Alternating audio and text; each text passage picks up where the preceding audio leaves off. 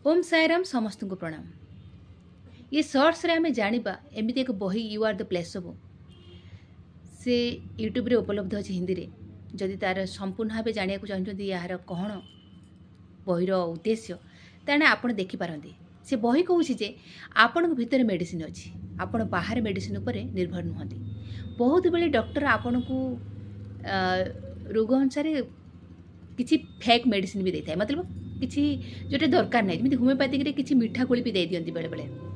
जे आम मन एक कथा विश्वास करू जे यहीटा हूँ मेडिसिन, यहाँ मो ठीक काम देव एवं से मेडिसिनटा नाला आपण रोग पाई, किंतु आपण मनर शक्ति द्वारा आपण ठीक कले निजको।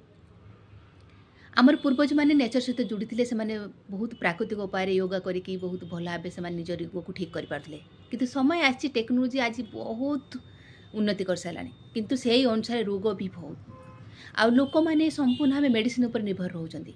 किंतु ए सर्ट्स रे अनुरोध करी निजर मनर शक्ति को जानतु। You can heal your life बही जो लेखा अच्छी लुइस हेल लिखिं, से बही से लिखिं तांकु जिते कैंसर है सी मनर शक्ति की यूज करके बॉडी पार्ट्स को थैंक यू करी एमती किसी टेक्निक अच्छे जोटा को सी यूज करके व्यवहार रे आणिकी निजको ठीक कर पारथिले। तेणु आपण भीतर भी से शक्ति अच्छी आपण को ठीक करिवार।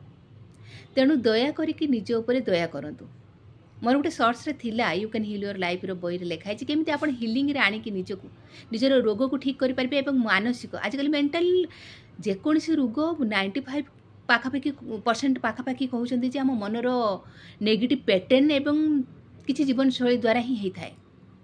तेणु आम मनर नेगेटिव पैटर्न को नेगेटिव चिंताधारा को लेकिन जदि आम रोग सृष्टि करपारती ताहले मनर शक्ति द्वारा आम निजको ठीक करिवार भी शक्ति आम पाखरे अच्छी। तेणु जानतु से शक्ति को सकाळ संध्या सब करंतु, कहतु जे मु सुरक्षित अच्छी, मु निरोग अच्छी, मु स्वास्थ्यवान अच्छी। निजर बॉडी पार्ट्स को बारंबार थैंक यू करंतु जेते खुशी रे भरी पारिबे। कारण ये संसार बहुत किसी जिनस आमको बहुत किसी भल मु माने फ्री रे मिली मु कही ऑलरेडी। तेणु एतिकी कहबी जे जाइकी यूट्यूब रे देखंतु जदि एमिति कोनसी रोग आपन को बहुत कष्ट दउची मेडिसिन सहित केमिति आपन निजको निजर मनर शक्ति द्वारा आपन को निजको ठीक करि पारिबे। कारण आमे बारंबार जो कथा कही था जे मते एया है मते ए रोग है से अनुसार आम बॉडी शरीर भी रिएक्शन करता बॉडी संरचना भी बनी थाए। कारण आम अवचेतन मन भितर ताहा रही गला। तेणु अवचेतन मन को आज परिष्कार करंतु, सफा करंतु जे ना मु सुरक्षित अच्छी। रातिर शुवा पूर्व सकाळ उठिबा परे कहंतु बारंबार स्वास्थ्यवान सुरक्षित निरोग एवं किसी बड़ रोग जदि डॉक्टर पाखु जाचुन चाहतु।